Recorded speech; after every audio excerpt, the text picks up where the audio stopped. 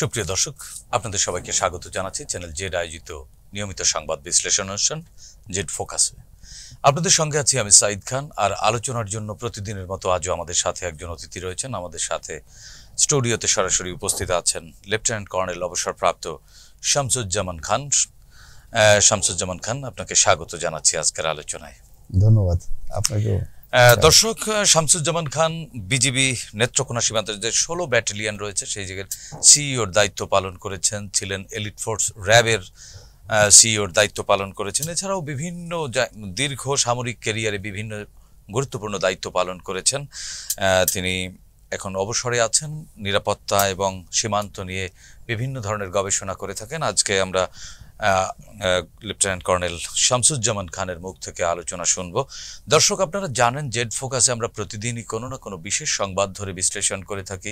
আজও আমাদের হাতে বেশ কয়েকটি গুরুত্বপূর্ণ খবর রয়েছে। এর মধ্যে সবচেয়ে গুরুত্বপূর্ণ খবর এই মুহূর্তে বাংলাদেশ সহ ভারতেরও একটি আলোচিত বিষয়, সেটি হচ্ছে বাংলাদেশ ভারত সীমান্তে যে উত্তেজনা, সেই বিষয়টি নিয়ে আলোচনা চলছে। দুই দেশেরই সীমান্তরক্ষী বাহিনীর মধ্যে এক ধরনের উত্তেজনা দেখা দিয়েছে এবং দুই দেশের সীমান্তের নাগরিকদের মধ্যেও কিন্তু এক ধরনের উৎকণ্ঠা রয়েছে। বিশেষ করে বাংলাদেশের সীমান্তে যারা বসবাস করছেন, প্রতিনিয়ত বিএসএফ এর গুলিতে নিরীহ বাংলাদেশি মানুষের প্রাণ হারানো দীর্ঘদিনের এই অভিযোগ গত শেখ হাসিনা সরকারের সময় এটি নিয়ে সারা দেশ নয়, শুধু আন্তর্জাতিক পর্যায় পর্যন্ত সমালোচনার ঝড় উঠেছিল।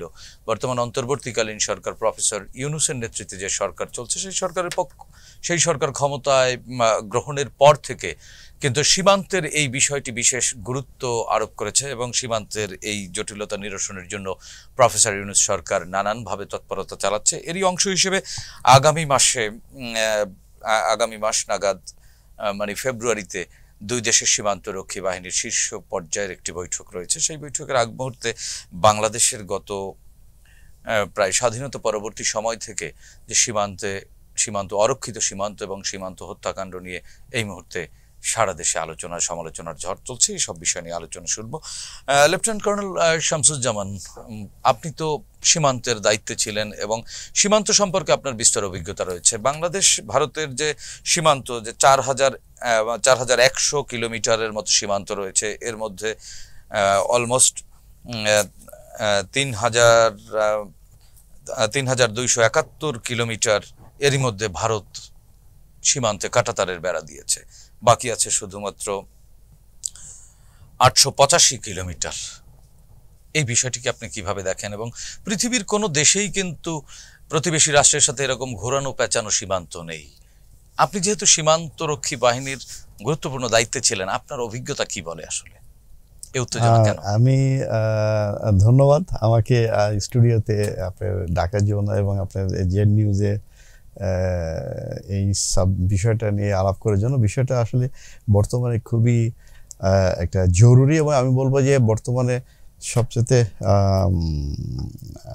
বেশি কথোপকথন হচ্ছে এই বিষয়টার উপরে। কারণ আমাদের 5ই আগস্ট পরবর্তী আমাদের প্রতিবেশী ভারত সরকারের আমরা যে বিভিন্ন তৎপরতা দেখতে পাচ্ছি, যেখানে মিডিয়া প্রপাগান্ডা থেকে শুরু করে তাদের ইন্টেলেকচুয়াল প্রপাগান্ডা এবং তাদের রাষ্ট্রীয় কর্তৃপক্ষেরও কিন্তু এক ধরনের আলোচনা বা কথাবার্তা অ্যাটিটিউড, সেটি প্রতিবেশী সুলভ না। সেটাও আমরা লক্ষ্য করছি। যে আমি বলতাম, আপনি বলে ফেলেছেন যে বিষয়টা, যে ওনারা শুধু আমাদের যে এক্স প্রাইম মিনিস্টার যে পালিয়ে গেলেন, ওনাকে শুধু আশ্রয় দেন নাই, আরও অসংখ্য তার যে মিনিস্টার, এমপি, বিভিন্ন পর্যায়ের নেতাদেরকে তারা আশ্রয় দিয়েছে এবং এগুলো তারা বেশ ওপেনলি আমরা দেখতে পাচ্ছি বিভিন্ন মিডিয়া তাদের ছবি স্বীকারও করছেন তারা। এবং সরকারি পর্যায়ে তারা বিভিন্ন ধরনের সিদ্ধান্ত নিচ্ছেন তাদের ওখানে থাকার ব্যাপারে, তাদেরকে হেল্প করতেছে। এবং ভারতের পররাষ্ট্র সচিব যে আছেন, পররাষ্ট্র সচিব তো পরিষ্কার করে বলেছেন যে শেখ হাসিনাকে আশ্রয় প্রশ্রয় দিয়েই বাংলাদেশের সাথে সম্পর্ক রক্ষা করে চলবে ভারত। হ্যাঁ, সেটা মানে তারা অনেকটা পরিষ্কার করে দিয়েছে যে তাদের যে অতীত মিত্র ছিল, যাদের সঙ্গে তাদের অত্যন্ত ঘনিষ্ঠ সম্পর্ক ছিল, বলতে পারেন যে সম্পর্কটা ছিল একটা মানে দেয়া নেওয়া না, এটা এক পক্ষের সম্পর্ক ছিল আর কি। আমরা দিচ্ছিলাম, তারা নিচ্ছিল, আমরা নতজানু একটা পররাষ্ট্র নীতির ভিতর দিয়ে বাংলাদেশটা চলছিল। তো যখন এই ধরনের পররাষ্ট্র নীতি চলে তখন আপনি লক্ষ্য করে থাকবেন বিভিন্ন দেশে আর কি, শুধু বাংলাদেশে না, যেখানে এগুলো আছে এবং বৃহৎ প্রতিবেশী যারা যদি হয়ে থাকে, তারা যদি অর্থনৈতিক এবং অন্যান্য সমস্ত বিষয়ে যদি আপনার উপরে যে ডমিনেট করতে চায় এবং করার মতো ক্ষমতা রাখে, তখন কিন্তু আপনাকে একটা ভারসাম্য পররাষ্ট্রনীতির দিকে আপনাকে যদি থাকতে চান, তখন যে জিনিসটা দরকার, আপনার ইউনিটি দরকার। ইউনিটি, দেশের ভিতরে একটা ইউনিটি দরকার, যেখানে আমাদের রাজনৈতিক দলগুলোর ভিতরে একটা আন্ডারস্ট্যান্ডিং থাকতে হবে, মানুষের সাথে সরকারের সম্পৃক্ততা থাকতে হবে, মানুষের ম্যান্ডেট নিয়ে সরকারকে, মানে রাষ্ট্রের সাথে জনগণের সম্পর্ক গভীর হতে হবে। তখনই সেই সরকার পারবে এই ধরনের বৃহৎ প্রতিবেশীর সাথে চোখে চোখ রেখে এবং আমি বলবো একটা উইন উইন সিচুয়েশনে, মানে ন্যায্যতার ভিত্তিতে রাষ্ট্র চালাতে। তো সেখানে তো আমরা সবচেয়ে বড় ঘাটতিটা আমরা ওখানে দেখতে পেয়েছি, বিশেষ করে 2014 5ই জানুয়ারি নির্বাচনের পর থেকে এই বিষয়টি আরো প্রকাশ পেয়ে গেল, আরো বেশি আপনার একপেশে হয়ে গেল। তো এই যে আজকে বিডিআরের যে আপনার সীমান্তের যে পরিস্থিতি যেটা এখন এসে দাঁড়িয়েছে, যেহেতু তারা আপনার আমি বলবো যে গত 10-12 বছরে এটা খুব একটা চূড়ান্ত পর্যায়ে চলে গিয়েছিল যে যা খুশি তারা করতে পারে, বর্ডারের সীমান্তে তারা যা খুশি করতে পারে। তা আমার অভিজ্ঞতা হয়েছিল 2009, 10, 11তে আমি যখন চাকরি বিডিআরের আপনার নেত্রকোনা ব্যাটালিয়নের অধিনায়ক ছিলাম, আমি ওইদিকে আপনার চোরাচালানি একটু কম, ওখানে গতানুগতিক আপনার যে চোরাচালানিটা সবচেয়ে বেশি বাংলাদেশের ভিতরে। আমরা একে চোরাচালানি বলি না, আমরা ইংরেজি থেকে ইনফর্মাল ট্রেড বলি আর কি, কারণ এখানে অবৈধ বাণিজ্য ইনফর্মাল ট্রেড আর কি, ফর্মাল না। এখানে ট্যাক্স আর এগুলো আদান প্রদান হচ্ছে না, বাট ওদের ভিতরে চমৎকার একটা আন্ডারস্ট্যান্ডিং হচ্ছে, কিন্তু রাষ্ট্রের এখানে কোনো লাভ নেই আপনি। তো এই ট্রেডিং এ কিন্তু উভয় পক্ষ কিন্তু জড়িত, উভয় পক্ষে জড়িত। এখন এই যে আপনি যেটা বললেন যে প্রায় 4100 কিলোমিটার এরকম ফেন্সিং বর্ডারে তারা প্রায় 850 কিলোমিটার বাদে বাকিটা করে ফেলেছে। এবং ইনফ্যাক্ট আপনি যদি দেখেন 850 কিলোমিটারের বেশিরভাগ যেটা হয় নাই ফেন্সিং, এটার বেশিরভাগটা কিন্তু আপনার হিল ট্র্যাক্সে আর কিছু রিভারিয়ান এরিয়াতে, যেখানে করা সম্ভব না এই জায়গাগুলোতে। তো আবার এই ফেন্সিং এর জায়গায়ও কিন্তু তারা, এবার আমি যেখানে নেত্রকোনাতে ছিলাম, আমি 2বার ওখানে বাধা দিয়েছি। যেমন ফেন্সিং এর রুল আছে যে আপনি 150 মিটারের ভিতরে আপনি কোনো কনস্ট্রাকশন করতে পারবেন না, ফেন্সিংও করতে পারবেন না আপনি, আপনি আইদার সাইড, আমরাও করতে পারবো না, তারাও করতে পারবে না। তো দেখা গেছে তারা ওই 150 মিটার ওটাকে বারবার ভায়োলেট করে ভিতরে আসার চেষ্টা করে, ফেন্সিং করার সময় করে। তারা রাস্তাগুলো করতে চায়, পাকা রাস্তা করতে চায়, তারা অনেক সময় বিল্ডিং, অফিস বিল্ডিং করতে চায়, ঘর মানে নিজেদের থাকার বিল্ডিং করতে চায়। এগুলো কিন্তু প্রতিনিয়ত তারা চেষ্টা করে চলে। সীমান্তের যে আন্তর্জাতিক চুক্তি রয়েছে সেই চুক্তির পুরোটাই ভায়োলেশন, এবং এটা করার জন্য তারা প্রতিনিয়ত চেষ্টা চালায়।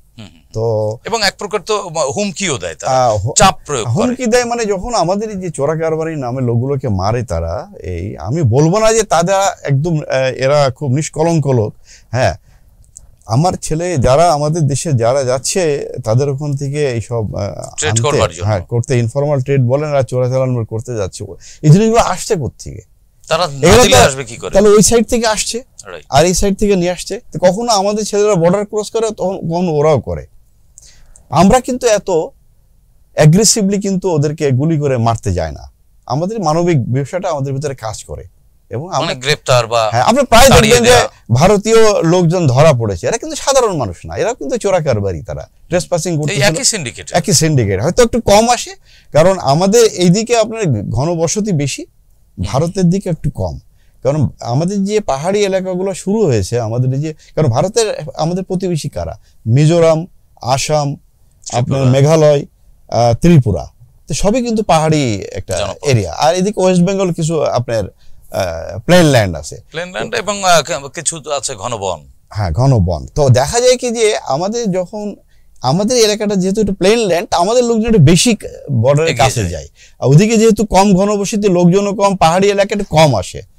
তো এর ভিতরে আবার একটা আন্ডারস্ট্যান্ডিংও আছে, কারণ এদের আপনার অনেকটা একই বলতে পারেন যে তাদের ধর্মীয়, তাদের কালচার, এই বর্ডারিং এলাকার লোকজন কিন্তু প্রায় একই, এবং আত্মীয় স্বজন এপার ওপার আছে।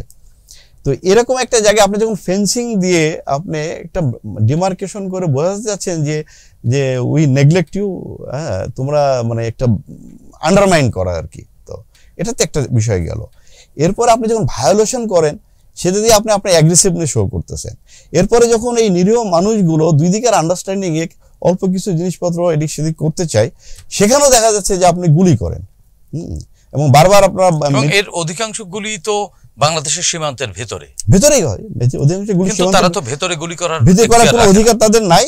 এবং তারা যেটা করে রাতে রাতে কখনো গুলি করে খুব দ্রুত ডেড বডিগুলো অনেক সময় টেনে তাদের ভিতরে নিয়ে যায়, হয়তো 50 গজ 100 মিটার নিয়ে যায়, পরে এটা প্রুভ করার চেষ্টা করে।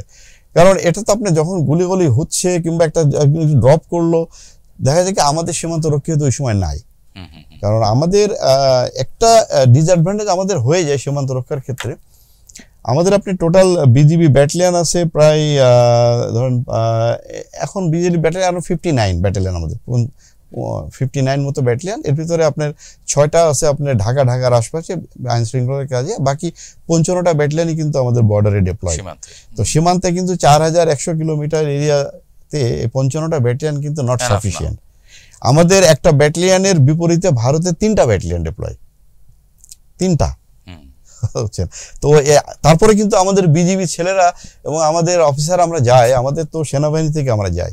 আপনি জানেন কিনা বিষয়টা, ওরা কিন্তু এটা পছন্দ করে না, ওদের গাত্রদাহের কারণও তো এটা। এবং আমার সাথে তো মাঝে মাঝে যখন ওদের হতো আপনার বাইল্যাটারাল যে কনফারেন্স গুলো, মিটিং হলো, অনেক সময় প্রশ্ন করতো আমাদেরকে, তোমরা আর্মি অফিসাররা কেন কমান্ড করো?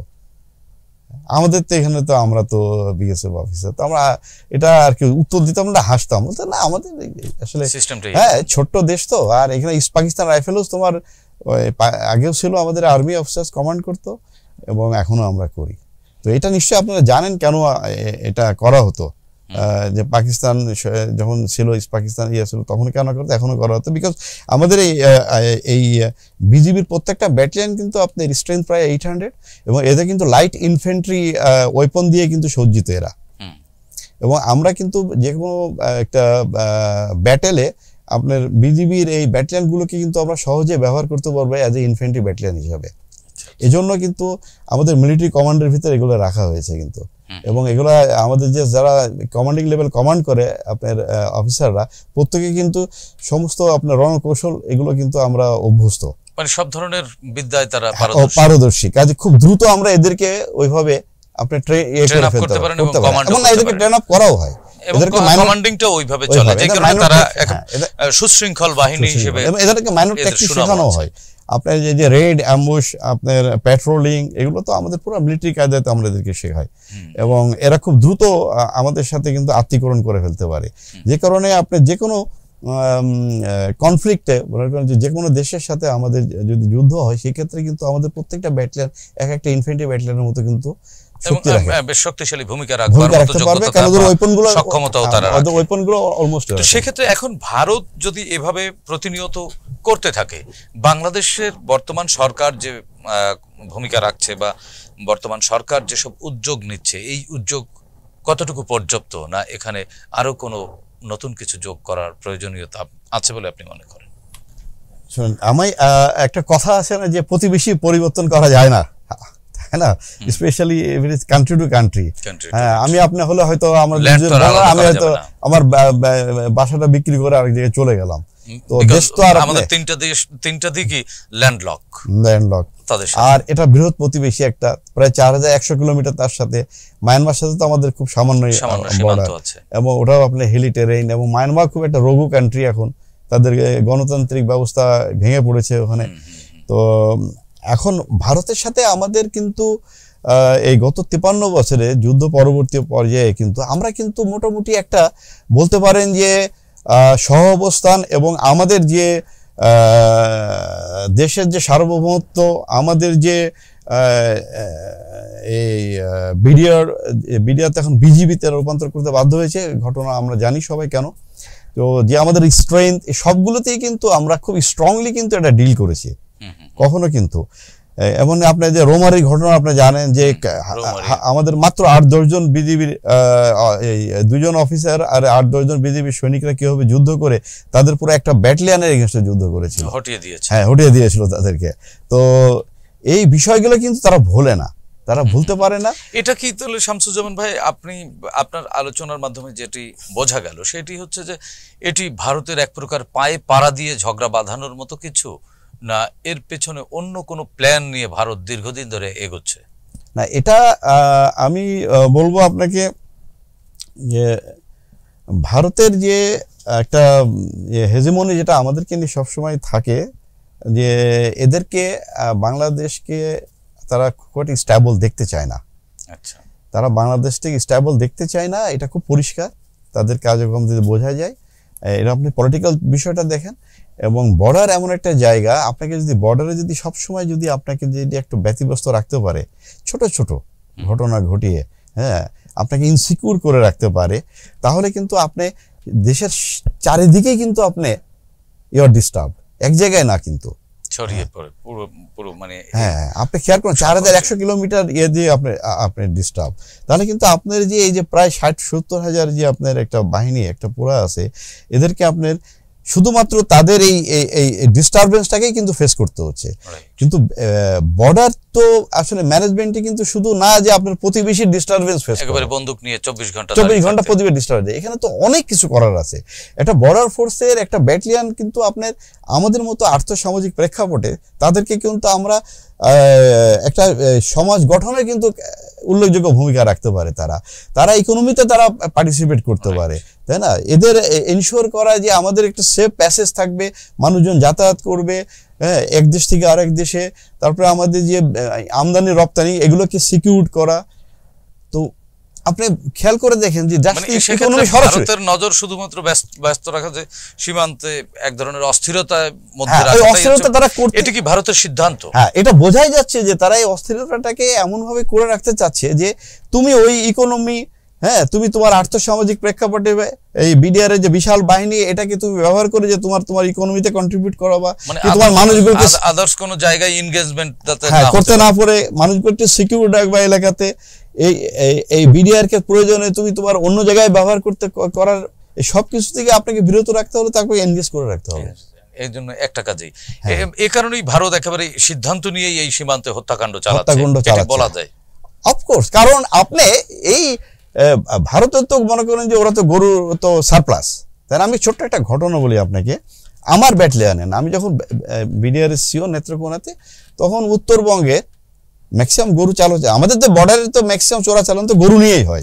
আপনি যদি 100টা কিলিং হয়, আমাদের তো মাসে আপনার গড়ে গত এই সরকারের সময় কিন্তু গড়ে কিলিং হয়েছে প্রায় 65 থেকে 70 এভরি মান্থ। হ্যাঁ, আবার আপনি খেয়াল করেন যে 5ই আগস্টের পরবর্তী কিলিং কিন্তু কমে গেছে। Only 5 have been kill in last 5 month. হ্যাঁ, তার ভিতরে 2 জনকে পিটিয়ে মারছে তারা। আর এর ভিতরে যে 2টা বাচ্চা মেয়েকে মেরে ফেললো, যে তারা পূজা উপলক্ষে বর্ডার ক্রস করতে যাচ্ছিল সেপ্টেম্বর মাসে, যে ঘটনাটা ঘটলো খুব দুঃখজনক।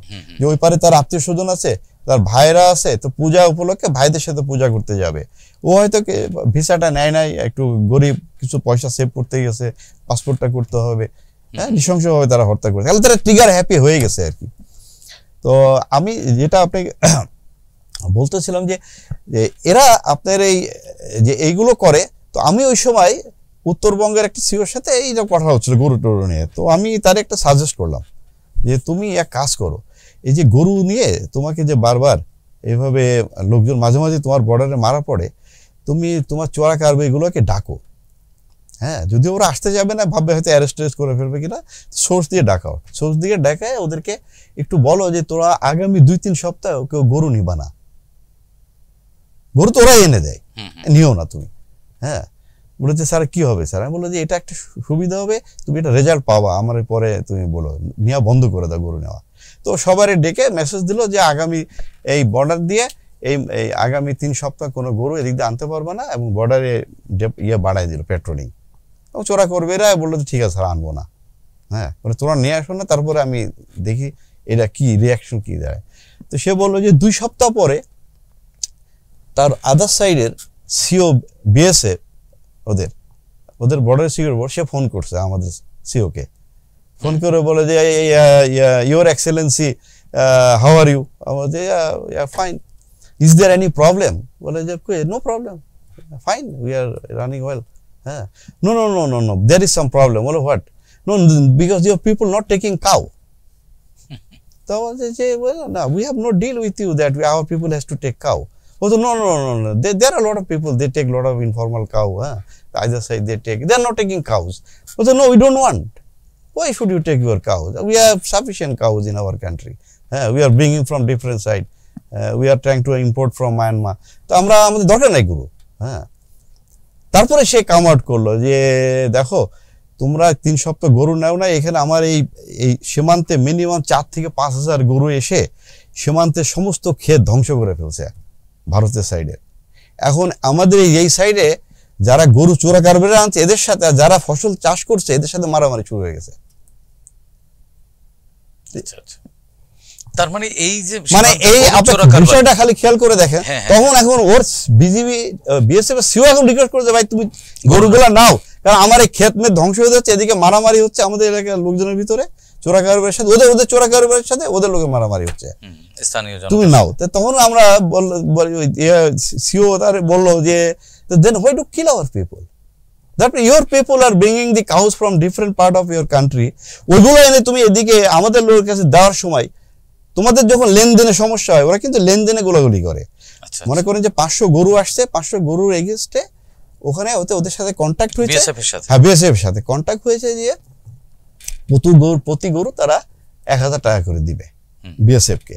দেখা গেলো যে 500 গরু নিয়ে আসছেন, ওরা টাকা পাইছে 2 লাখ টাকা, তার মানে আপনি 300 গরু টাকা দেন নাই, নেক্সট চালানে আপনাকে গুলি করে দিবে। ও আচ্ছা, তার মানে এই সীমান্তের গরু চোরা কারবারি বিশেষ করে অন্যান্য বিষয়গুলো যদি বাদও রাখি, তার মানে এর সাথে বিএসএফ এর এক ধরনের সম্পর্ক রয়েছে, ইনফরমাল ডিলিং এর।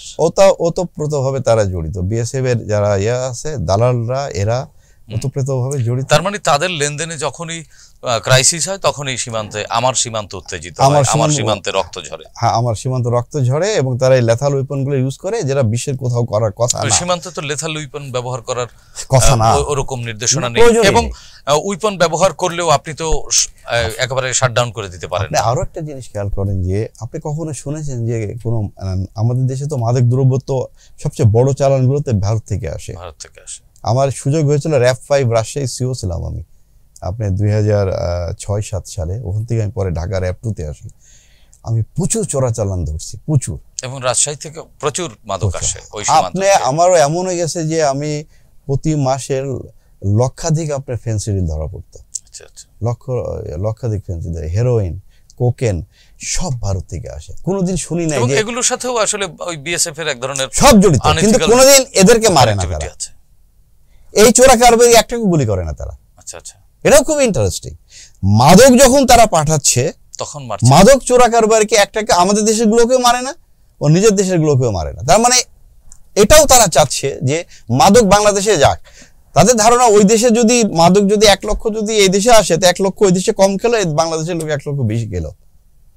তার মানে এটা এক ধরনের ভারতের কূট পররাষ্ট্রনীতিও বলা যায়, বলতে পারেন যে এটা তো কোনো ভালো প্রতিবেশী সুলভ আচরণ না। সেক্ষেত্রে শামসুজ্জামান ভাই, আমাদের বর্তমানে অন্তর্বর্তীকালীন সরকার বা আমাদের যে রাজনৈতিক দলগুলো রয়েছে যারা ভবিষ্যতে জনগণের প্রতিনিধিত্ব করবে বা রাষ্ট্র পরিচালনার দায়িত্ব গ্রহণ করবে, তাদের আসলে কোন পথে আগানো উচিত?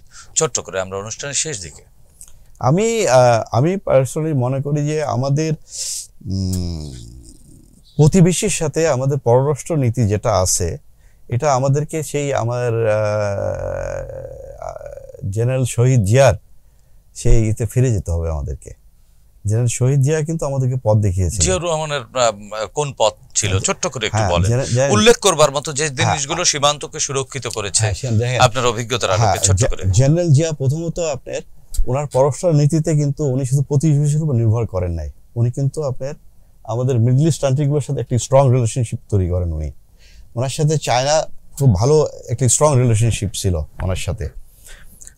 ওনার সময় কিন্তু উনি মায়ানমারকে কিন্তু স্ট্রংলি ডিল করছেন। আমি ছোট্ট 2টা উদাহরণ দিই। আপনি দেখেন মায়ানমার সাথে যখন ঘটনা ঘটলো ওনার সময় কিন্তু 81 সালে যখন একবার মায়ানমার গভর্নমেন্ট কিন্তু এরকম রোহিঙ্গা পাঠানোর চেষ্টা করছিল, পুশব্যাক করেছিল, উনি কিন্তু স্ট্রেট হি র্যাং আপ, উনি কিন্তু ফোন করেছিলেন মায়ানমার তৎকালীন প্রেসিডেন্ট যে তোমার লোকজন আজকের ভিতরে ফেরত নিবা, তুমি যদি না now I am going to attack Myanmar. তারপর দিন থেকে ফেরত নিছে। ওনার উত্তরসূরি বেগম খালেদা জিয়াও কিন্তু 1991 সালে প্রাইম মিনিস্টার হওয়ার পরে আপনার মনে আছে যে উখিয়া টেকনাফে একই জিনিস তারা করতে গেল, এই রোহিঙ্গা ঢুকানোর চেষ্টা করলো। আমি তখন ক্যাপ্টেন বাংলাদেশ আর্মির, পুশব্যাক করেছিলেন আপনারা তখন? পুশব্যাক শুধু করি না আমরা, ব্রিগেডের সাখাওয়াত আছেন না, যে এখন যে উপদেষ্টা, উনি টাস্ক ফোর্স কমান্ডার হলেন, ওনার নেতৃত্বে আমরা পুরো ব্রিগেড ওখানে ডিপ্লয় করছি। আমার ইউনিট, আমার আর্টিলারি, আমার আর্টিলারি ইউনিট নিয়ে গেছি, এবং আমাদের আদেশ ছিল যে আর একটি লোক যদি ঢোকানোর চেষ্টা করে ফায়ার দেন। পরে সব ফেরত নিয়ে গেছে। জেনারেল, আমি আপনাকে আরো বলি, জেনারেল জিয়া আপনি যখন না টেকনাফে, নাফ নদীতে মায়ানমার কয়েকটা গানবোট ঢুকে আমাদের কয়েকজন গুলি করে, তৎকালীন আমার বিডিআর রে। এটা ওনাকে যখন মেসেজটা দেয়, সঙ্গে সঙ্গে উনি নেভি দিয়ে ওদের গানবোট দুইটা মানে উড়াই দিছিল আপনার ভিতরে, নাফ নদীতে ডিস্ট্রয় করে দিছে মায়েরা। পরে কোনোদিন আর মায়ানমার দ্বিতীয়বার চেষ্টা করে নাই আমাদের নাফ নদীতে ঢোকার। দক্ষিণ তালপট্টিতে উনি কিন্তু আমাদের নেভি মুভ করেছে ভারতের এগেনস্টে। আপনি বলতে পারেন যে ভারতের নেভি অনেক স্ট্রং, আমাদের ছোট, কিন্তু আপনার অ্যাটিটিউডটা তো হতে হবে ওরকম। আপনার অ্যাটিটিউড থাকলে না আপনাকে ওইভাবে মূল্যায়ন করবে। ট্রু, আপনাকে তো স্ট্রংলি দাঁড়াতে হবে যে তুমি আমাকে দুর্বল ভেবো না, দেশের মানুষ আমার সাথে আছে। তার মানে এক ধরনের রাষ্ট্র পরিচালনায় সততারও একটি ব্যাপার কিন্তু এখানে, সততা, দৃঢ়তা এবং ডিসিশন মেকিং। আপনি দেখেন আমাদের বিজিবি সোলজারদের পিছনে আমাদের কৃষকরা দাঁড়িয়ে গেছে না, গত সপ্তাহে তো সবচেয়ে বড় সোশ্যাল মিডিয়া ভাইরাল ছবি ছিল, তারা কাস্তে হাতে শস্য খেতে কাস্তে হাতে তারা দাঁড়িয়ে আছে, পিছনে বসে আছে শত শত একজন কৃষকের ছবি। এসব ছবি আমাদেরকে তো জাতিগত ঐক্যে ইন্সপায়ার করে। আমাদের এগুলো খুব প্রয়োজন। আমি বলবো যে বর্তমান যে অবস্থা চলছে, আমার ইন্টারিম গভর্নমেন্টকে বলবো আপনারা স্ট্রংলি চোখে চোখ রেখে কথা বলুন, আমাদের ন্যায্যতা বুঝে নিন, আমাদের বর্ডার সিকিউরিটির দায়িত্ব আমরা সেটা আমরা স্ট্রংলি করব এবং আইনের ভিতর থেকে করব। এবং এক্ষেত্রে এই বর্ডারে যে অস্থিরতা, এক্ষেত্রে সম্পূর্ণ দায়িত্ব তাহলে ভারত কর্তৃপক্ষেরই। আমি কোনো কারণ দেখি না, তাদেরকে ছাড়া তো আর কাকে আমি দায়ী করতে পারছি না, কারণ আমরা তো কখনোই চাই না যে প্রতিবেশীর সাথে আমাদের কোনো ধরনের, আমরা তো সুপ্রতিবেশী হিসাবে আমরা বসবাস করতে চাই, কিন্তু আমরা আমাদের রাইটটা আমরা বুঝে নিতে চাই। জি, ধন্যবাদ লেফটেন্যান্ট কর্নেল অবসরপ্রাপ্ত শামসুজ্জামান খান আপনাকে। প্রিয় দর্শক, আমরাও চাই যে বর্তমান অন্তর্বর্তীকালীন সরকার যে পদ্ধতিতে বা যে পথে পররাষ্ট্র নীতি নিয়ে এগোচ্ছে, প্রতিবেশীর সাথে যে ন্যায্যতার ভিত্তিতে এবং উইন উইন সিচুয়েশন বজায় রেখে পররাষ্ট্র নীতি নিয়ে এগিয়ে যাবে, এবং পরবর্তীতে যে নির্বাচিত সরকার বাংলাদেশে আসবে, সে সরকারও বাংলাদেশের মানুষের অধিকার আদায়ের লক্ষ্যে এবং ভারতের যে বিএসএফ এর যে একতরফা অন্যায়ভাবে বাংলাদেশের সীমান্তের ভিতরে ঢুকে বাংলাদেশের মানুষের বুকে গুলি চালানো, সেটি বন্ধ করার জন্য কার্যকর উদ্যোগ গ্রহণ করবেন, সেই প্রত্যাশা ব্যক্ত রেখে আজকের মতো শেষ করছি। সবাই ভালো থাকবেন, সুস্থ থাকবেন, চ্যানেল জেডের সঙ্গেই থাকুন। খোদা হাফেজ।